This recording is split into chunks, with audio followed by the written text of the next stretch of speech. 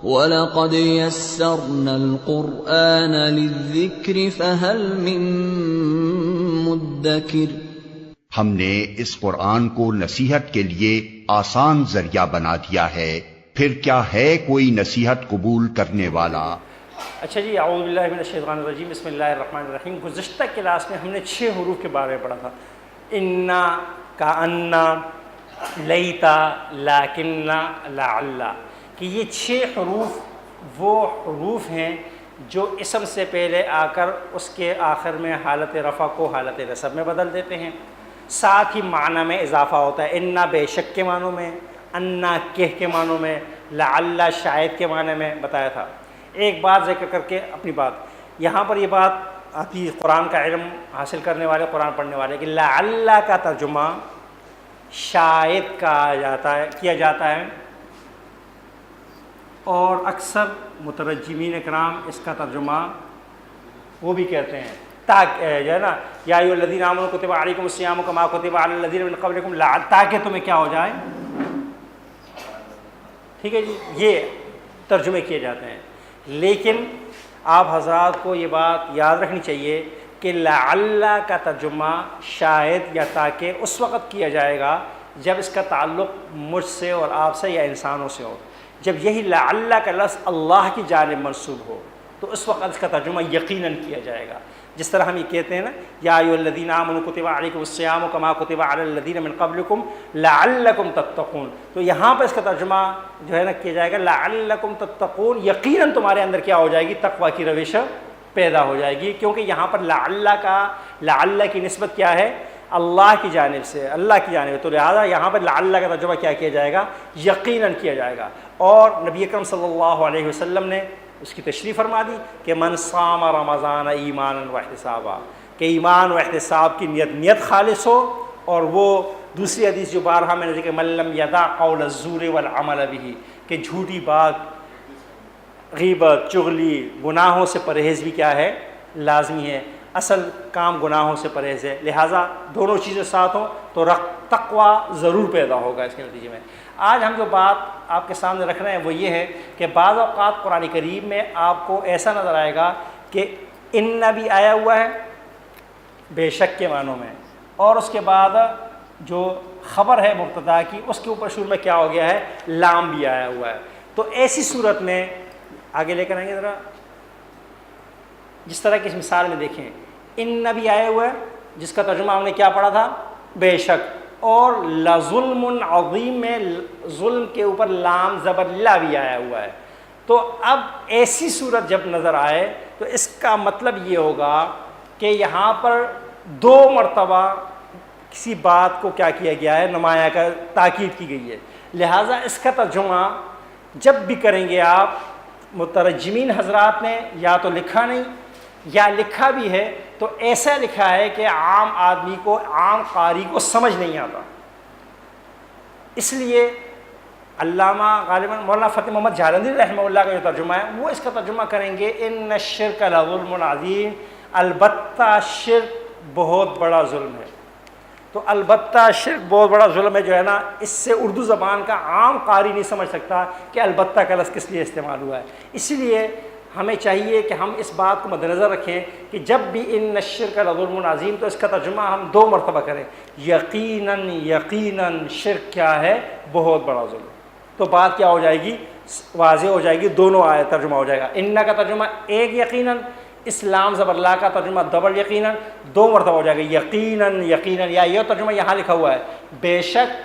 شرک یقیناً بہت بڑا ظلم ہے، لیکن اگر آپ اچھی اردو بولنے والے ہوں، جملہ بہت مناسب نہیں ہے اردو فصاحت و بلاغت کے لحاظ سے، اس کے بجائے یہ جملہ جو میں نے بتلایا آپ کو، یقیناً یقیناً شرک بہت بڑا ظلم ہے، یہ زیادہ بہتر انداز میں سامنے سننے والے کو، پڑھنے والے کو بتاتا ہے کہ یہاں پر تاکید ڈبل ہو رہی ہے، 1 مرتبہ تاکید نہیں ہو رہی۔ کیا ہو گیا ڈاکٹر صاحب، نہیں مل رہا؟ مل گیا جی؟ اچھا جی ہاں۔ اس طرح دیگر مثالیں بھی آپ دیکھیں، انہو لقرآن کریم، یہاں پر بھی آپ دیکھیں ان آیا ہوا ہے ہو سے قبل، اور لام زبر لا بھی آیا ہوا ہے، تو اب یہاں پر بھی ڈبل تاکید ہوگا، انہ لقرآن کریم، بے شک یقیناً یقیناً یہ قرآن بہت عزت والی کتاب ہے۔ جی آگے چلیں گے ریاض صاحب، اس طرح دیکھیں انی لک من الناصحین، ہر پیغمبر نے یہ اپنی قوم کو یہ پیغام دیا کہ میں تمہارا کیا ہوں، خیر خواہ ہوں، اور چونکہ نبوت کا سلسلہ ختم اور اب یہ کام مجھے اور آپ نے کرنا ہے، ہم انسانوں نے کرنا ہے، نبی نہیں آئے گا، لہٰذا ہر وہ شخص جو قرآن کی دعوت لے کر لوگوں کے پاس جائے گا وہ لوگوں کا خیر خواہ ہوگا۔ اگر اس کے دل میں خیر خواہی ہوگی تو معاشرہ اس کی دعوت کو قبول بھی کرے گا، معاشرہ اس کو ہاتھوں ہاتھ بھی دے گا، لیکن اگر اس کی دعوت کے اندر لوگوں کی خیر خواہی کے بجائے کوئی اور عنصر غالب ہوگا اور لوگوں کے میں اس کی دعوت کی پذیرائی نہیں ہو رہی ہوئی تو وہ سمجھ لے کہ کہاں پر کہیں ایسا مسئلہ ہے۔ لہٰذا قرآن کریم بار بار جب پیغمبروں کا ذکر آتا ہے تو ہر پیغمبر کہتے ہیں انی لک من الناصحین، میں تمہارا خیر خواہ ہوں۔ یہاں پر بھی دو مرتبہ تاکید ہے، ایک انی اور دوسرا لکا، یقیناً یقیناً میں تمہارا کیا ہوں، خیر خواہوں میں سے ہوں، میں تمہارے لیے کوئی بدخواہی لے کر نہیں آیا، میں تمہارا کوئی دشمن نہیں ہوں، میں تو تمہارے خیر خواہوں میں سے ہوں اور خیر خواہی کا پیغام لے کر تمہاری خدمت میں حاضر ہوا ہوں۔ جی آگے چلیں گے، یہاں پر ایک اور اہم بات جو قرآن کا ترجمہ کرنے والوں، رمضان المبارک کا مہینہ ہے، شاید مجھے دوبارہ بھی دہرانا پڑے گا، لیکن جو ہے نا دہراتا ابھی بھی بتا دوں کہ حروف مشبہ بالفعل جو 6 حروف ہم نے پڑھے ہیں، ان کے بارے میں یہ بات جان لیں کہ ان کا استعمال ضمائر منفصلہ کے ساتھ ناجائز ہے۔ انا انتا کہنا ناجائز ہوگا، انا انتم کہنا ناجائز ہے، عربی زبان کے فصاحت سے میں بالکل غلط جملہ ہوگا۔ البتہ ضمائر متصلہ کے ساتھ یہ قرآن کریم میں کثرت سے استعمال ہوئے ہیں۔ پہلی بات کیا ہے جی، ضمائر حروف مشبہ بالفعل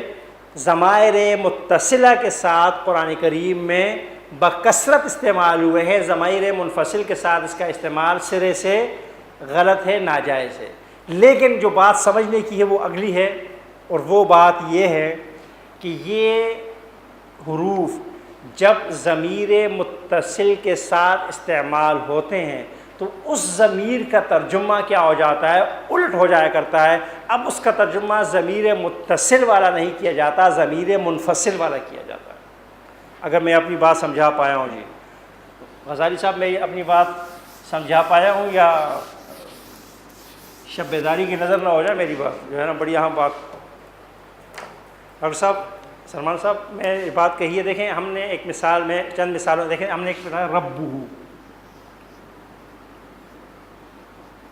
اس کا رب، ربہم ان کا رب، رب کا تیرا رب، ان کا ترجمہ کیا کیا جاتا ہے، یعنی ضمیر متصل کا ترجمہ اس کا، ان کا،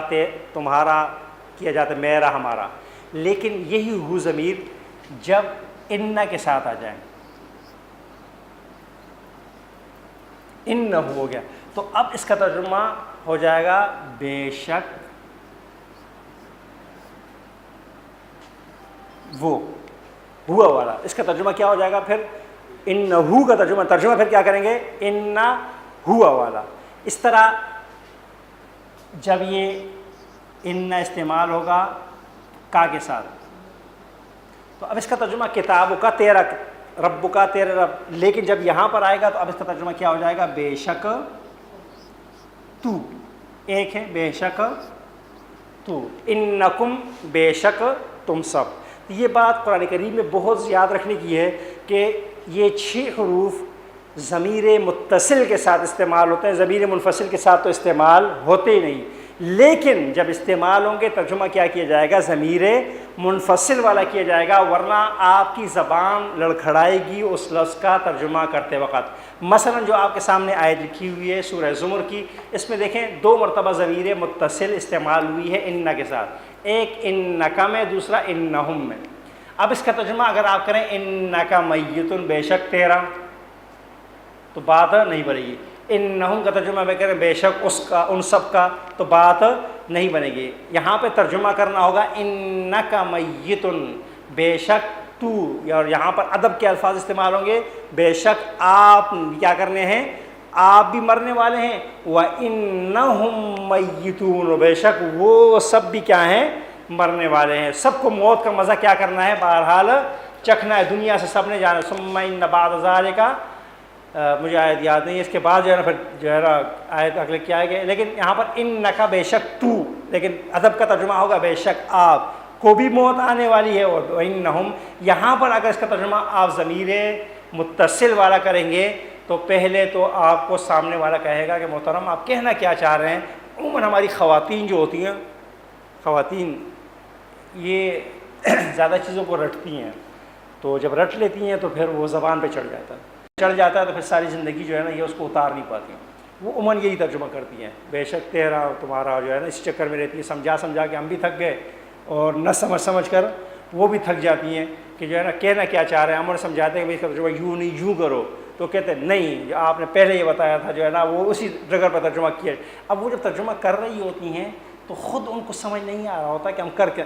بات کیا کر رہی ہیں اور کیوں کر رہی ہیں ایسی بات، تو لہٰذا اگر اصول کو سمجھ لیا جائے تو بات آسان ہو جائے گی۔ اگلی آیتیں کریں گی۔ انی سقیم، دیکھیں انی کا ترجمہ ہوتا ہے میں، لیکن یہاں پر کیا ہوگا، انا والا ترجمہ کیجیے گا۔ انی سقیم، بے شک میری طبیعت کیا ہے، ناساز ہے، بے شک میں کیا ہوں، بیمار ہوں۔ ایک دو آیات اور لے لیتے ہیں جی، اس کے بعد اپنی کلاس ختم کریں گے جی۔ لعلکم تعقلون، کم کا ترجمہ ہم نے پڑھا تھا ربکم، تمہارا رب، لیکن یہاں پر تمہارا نہیں کیا جائے گا، لہٰذا ترجمہ کیا کہے گا، لعلکم تعقلون، تاکہ تم سب کیا ہو جاؤ، سمجھ سکو، تم سب عقل کی روش اختیار کر سکو، لہٰذا یہاں پر لعلکم کا ترجمہ تم سب کیا جائے گا۔ آگے لے لیتے ہیں آیات جی، چند آیات اور آیات کا ترجمہ کر لیتے ہیں۔ انہ هو الغفور، بے شک وہ اللہ ہی بخشنے والا ہے۔ یہ تو اس کی مثال نہیں ہے، یہ تو پہلی کی مثال ہے۔ اللہ تعالیٰ سے دعا ہے کہ مولا کریم ہمیں حقیقی معنوں میں قرآن و سنت پر عمل کرنے والا بنائے۔ وما علینا الا البلاغ۔